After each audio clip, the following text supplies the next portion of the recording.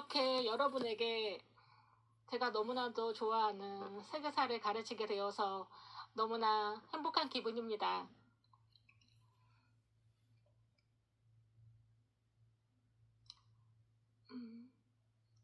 지금부터 세계사 수업을 시작할 거고요. 오늘 배워볼 내용은 계몽주의의 사상과 문화에 대해서 오늘 공부해 보도록 하겠습니다.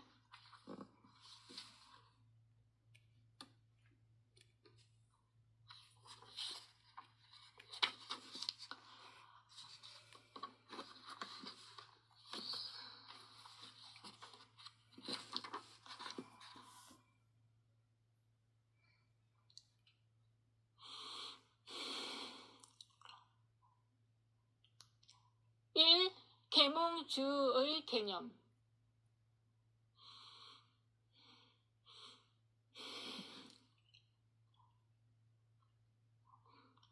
계몽주의란 17세기 후반부터 18세기 후반에 걸쳐서 일어났던 유럽의 지적인 운동이다. 특히 절대주의 구체제 사회의 일반적인 세계관과 철학 및 인색에 대한 근본적인 비판과 맹렬한 지적 공격을 의미하기도 한다. 이 작업에서 주요한 역할을 담당했던 사람들은 몽테스키 외 볼테르, 달랑베르, 디드로, 루소 등 이른바 계몽 사상가들이다. 이들은 신, 이성, 자연, 그리고 인간 등에 대한 개념을 새롭게 정립하여 종합적인 세계관을 이루어내려고 했다. 중요한 것은 이들의 지적인 제안이 당시의 광범위한 동의를 얻은 동시에 예술, 철학, 정치학 등에서 혁신적인 움직임을 산출해냈다는 것이다. 특히 계몽주의 사유에서 가장 중심적인 것은 이성에 대한 축성이다. 인간은 이성의 힘에 의하여 우주를 이해할 수 있으며 또한 그 조건도 개선시킬 수 있다는 것이다. 여기서 합리적인 인간이 추구해야 할 목표는 지식, 자유, 그리고 행복으로 간주되었다. 계몽주의는 또한 문화 현상이기도 했다. 계몽주의자들은 사상가일 뿐만 아니라 문인이고 예술가로서 철학 및 정치 서적을 집필했을 뿐만 아니라 소설을 창작하고 오페라를 작곡했으며 미술 평론을 하기도 했다. 이들의 저서와 작품은 사회 곳곳으로 전파되어 광범위한 사람들에게 수용되기도 했다. 계몽 사상가들 뿐만 아니라 많은 사람들이 그 시대의 지적인 성취와 스스로의 감성에 기반하여 기존의 가치관 및 관습에 대하여 끊임없이 의문을 제기하였고 이로부터 인간 사유와 행위에 대한 새로운 패러다임을 만들어내려고 했던 것이다.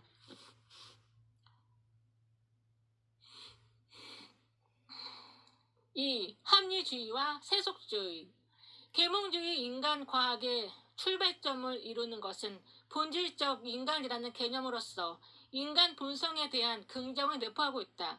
그것은 또한 원죄설에 입각한 기독교의 비관주의적인 인간관에 대한 반박이기도 했다. 이는 기독교에 대한 본격적인 비판 작업으로 이어졌다. 1756년 달랑베르, 1717년에서 1783년 백과전서의 제네바 항목에서 세속화가 기독교를 잠식의 감을 시사하고 있다. 세속화라는 말은 종교적인 제도와 해석이 점차 삶의 주변으로 밀려남을 의미한다. 특히 프랑스에서는 17세기 말 절대주의의 확립과 함께 종교의식의 규칙성과 보편성이 확보되었지만 18세기 절대왕정의 약화와 함께 종교적인 태도에서 근본적인 변화 곧 세속화의 과정이 나타났다. 이는 죽음에 대한 태도 변화, 즉 장례미사나 묘지에 대한 관심의 감소, 삶에 대한 보다 적극적인 태도의 표명, 피임의 관습과 출산율 저하 및 사생아 출산율 증가 등 성적 행태와 교회 도덕 사이의 괴리로 나타났다. 세속화와 함께 이신론이 등장했다. 18세기 중반에 자연과학자들은 기독교 신앙이 아니라 과학적 관찰과 연구에 입각한 지식의 객관성의 기준으로 제시했다. 계몽 사상가들은 이러한 과학적 성과를 인도주의적인 곧 세속적이고 합리적인 방식으로 전유하여 이신론적인 사유를 전개시켰다. 영국에서부터 시작된 이신론은 기독교 자체의 신성함은 인정하면서 이성과 계시의 결합의 가능성을 보였던 초기 기독교의 자세를 지향했다. 예를 들어 뉴턴 1642년에서 1727년 지상에서의 사물의 움직임이라는 관점에서 우주의 은행을 설명하여 자연의 합리성을 입증하고자 했지만 신의 개입 가능성과 불확실성의 여지를 남겨놓는 겸손한 태도를 취했다. 문제는 이성의 관점으로는 교회뿐만 아니라 기존의 기독교 교리도 지탱시키기 어려웠다는 점이다. 계몽 사상가들은 이성과 계시의 조화 가능성조차도 포기하는 경향을 보이기까지 했다. 독일 계몽주의자들은 합리주의적 자유신학의 입장을 취했지만 독일의 이신론은 당국의 탄압으로 단명했다. 반면 프랑스에서의 이신론은 지속적인 영향을 남겼으며 보다 급진적이었다. 몽테스키 외 1689년에서 1755년 상대주의적인 입장을 견지했지만 볼테르는 뉴턴의 사상에서 기독교적 요소를 제거한 과격한 이신론을 제시했다. 볼테르가 기독교 공격을 위하여 사용한 무기는 관용, 자비, 과학, 이성적 숭배 등 그 시대의 정서적 반영된 개념들이었다. 그의 건설적인 전망과 연관된 날카로운 풍자는 대중성을 확보했다. 특히 그는 기존 가톨릭 교회의 세속적 지배, 즉 교권주의에 대해서는 단호한 입장을 취하여 종교적 광신에 대해 맹렬하게 비판했다.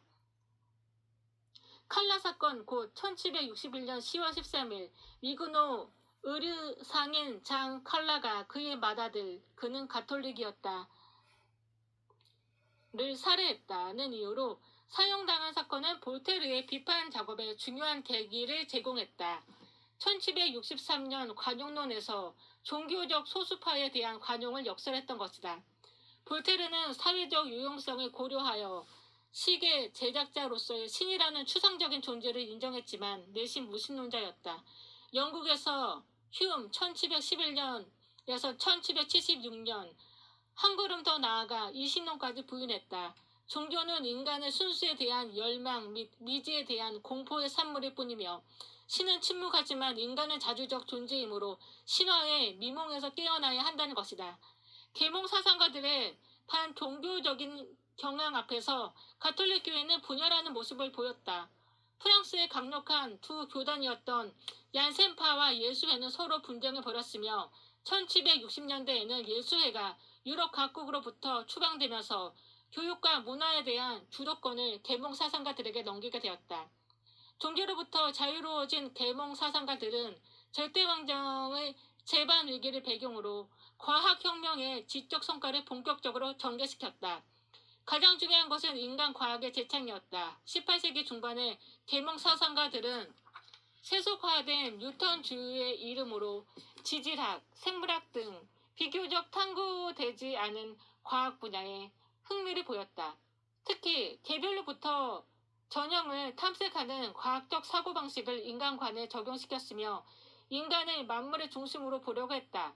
이리하여 계몽 사상가들은 다양한 출신과 입장 차이에도 불구하고 인간 본성의 항구적이고 보편적인 원리, 곧 이성에 의한 인류의 일반적 진보를 믿었다.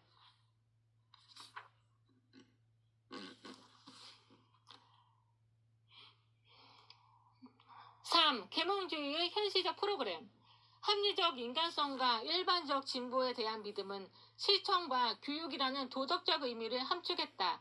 여기서 계몽주의자들은 비록 피상적이었지만 교육 대상자 및 동반자로서의 민중을 발견할 수도 있었다. 동시에 그 체제의 모순에 대한 비판, 올바른 지식의 습득과 교육 및 과학을 통한 교회의 교조적인 권위와 미신철폐, 각종의 무지 및 그로 인한 오류로부터의 해방 등에 공통의 관심이 보이면서 구체적이고 다양한 정치 및 사회개혁의 프로그램을 제시했다. 또한 불합리한 충동과 나약하며 이기적인 인간의 약점을 인정하고 그 통제를 위한 제도적 장치를 모색하기도 했다. 계몽주의의 실천과 원칙 사이의 관계는 복잡한 문제이지만 그 개혁 프로그램에 따라 다양한 정치, 사회, 경제 사상이 출현했다.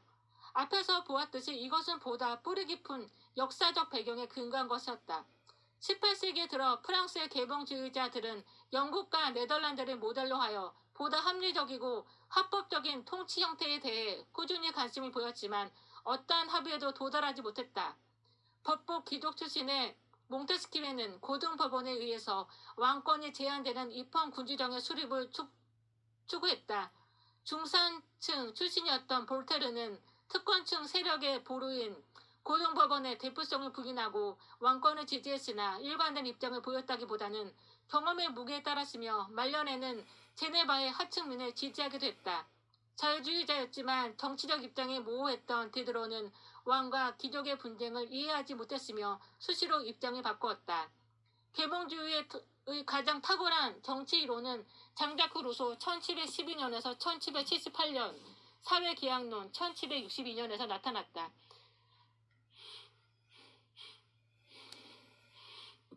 그는 인간의 자유로운 본성을 억압하는 기존 문명을 총체적으로 공격했으며 개인의 자유를 손상시키지 않으면서도 그 도덕적 능력을 함양할 수 있는 사회를 모색했다.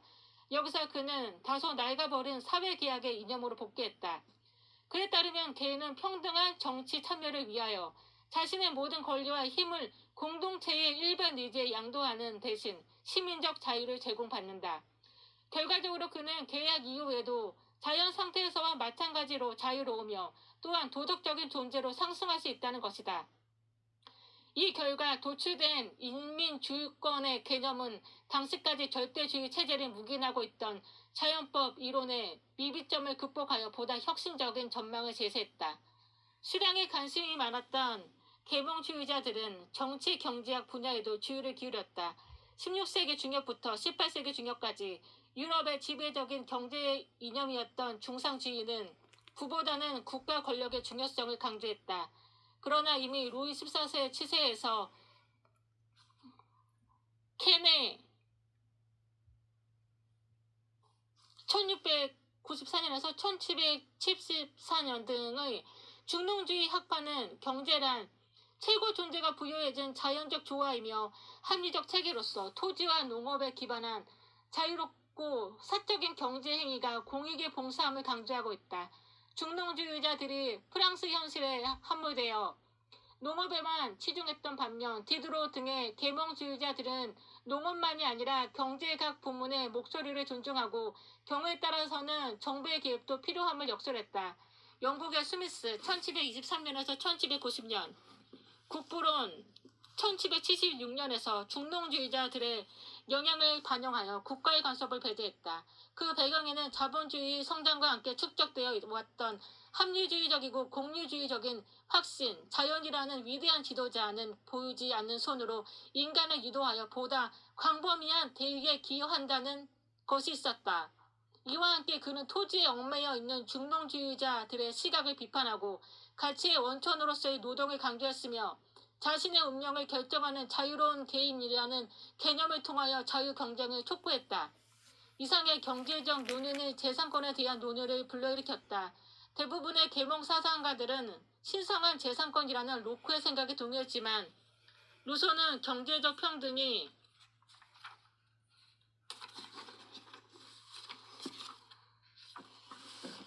동반되지 않으면 정치적 민주주의가 불가능하다는 확신을 설파했다. 18세기 후반에 비등하는 분위기는 루소를 넘어서는 사상가들을 출현시켰다. 모렐리와 마블리 1709년에서 1785년 평등의 자연의 법칙이라는 전제에서 출발하여 사유재산의 사회적 불행의 원천임을 강조함으로써 소위 공산주의적 계몽주의의 입장을 수립했다. 프랑스 혁명 중 바베프 1760년 1797년은 자연의 규범인 진정한 평등을 확보하기 위해서 또 하나의 혁명을 모색하면서 19세기를 예비했다. 그렇다면 계몽 사상가들의 현실적 프로그램의 성과는 만족스러운 것이었을까? 의회, 정부와 정당, 자유 언론 등의 부재, 특히 문맹 대중의 존재 등 현실적인 제약은 계몽주의에 상당한 딜레마를 제공했다. 계몽주의자들은 일종의 타협으로서 계몽 전제주의를 제시하기도 했다. 기업은 활발하고 계명된 주권자인 계몽 전제 군주 의해서 가장 잘 실현될 수 있다는 것이다. 프루이센의 프리드리 2세와 오스트리아의 요제프 2세, 러시아의 예카테리나 2세 등 주로 동유럽의 절대군주들은 이들의 주장에 감화되게 됐다. 그들은 정부 조직의 합리화, 세금 감면, 무역에 대한 부담 제거, 법률의 합리화 등을 시도했다. 프랑스 재정 위기를 해결하려는 루이 16세의 시도 역시 계몽 사상의 영향을 배제하고 생각할 수 없을 것이다. 그러나 이들은 계몽주의의 개혁 프로그램보다는 16, 17세기부터 비롯한 관료제적 합리주의의 전통을 더 중시하고 있었다. 실제로 계몽 전제 군주는 계속 전쟁을 추구하고 농노제도 여전히 존속시켰다. 오히려 계몽 사상가들이 계몽 전제 군주의 힘과 권위를 정당화시키면서 절대주의적 사고방식을 조장하는 측면도 없지 않다. 계몽주의의 성과는 유럽 각국의 상황에 따라 상이하게 전개되었다. 의회 정치와 자유주의가 보장되었던 영국 지식인의 주요 현안은 체제 비판이 아니라 새로운 개혁 정책의 실현이었다. 대담한 휴메 이신론조차도 현실적인 맥락에서 용인되었다. 물론 프랑스 혁명의 충격으로 계몽 사상을 부정적으로 평가하는 버크 1729년에서 1797년에 보수주의적인 반발이 나타나기도 했다. 그러나 영국의 자유주의적인 정치 경제학, 19세기의 자유주의 개혁가 그에 영향을 주었던 벤담 1748년, 1832년 공리주의는 계몽 사상의 현실적 영향력을 반증하고 있다. 국가와 교회의 권위가 유지되는 기존의 정치 구조 속에서도 프랑스의 지식층은 영국의 정치적 자유, 종교적 관용, 경제적 성공, 문화적 근대성, 과학의 발전에 자극받았다. 이들은 새로운 언론지, 클럽, 도서관들의 무대로 논쟁을 벌였다. 당시 시민과 귀족, 왕권은 각기 대립하고 있었고 시민 역시 내부적으로 분열되었던 상황은 문화적 복잡성을 노정시켰다. 정계에 진출하지 못하여 불만에 가득 찬 계몽주의 지식인들과 제3신분 사이의 연대 가능성도 여의치 않았다. 남부독일은 가톨릭 개혁이 성공한 지역으로 대학에서는 행정개혁과 경제회복을 위한 연구가 이루어졌으며 소위 계몽주의 제도화와 경찰 국가의 수립을 위해 노력하는 계몽 군주들도 등장했다. 동부 독일 지역에서는 군주를 중심으로 한 위로부터의 계몽주의적인 개혁에 진보적 귀족과 전문 지식인 관료들이 참여했다. 그러나 아래로부터의 자발성이 결여된 독일 계몽주의는 위로부터의 통제로 말미암아 많은 제약과 왜곡의 모습을 보였다.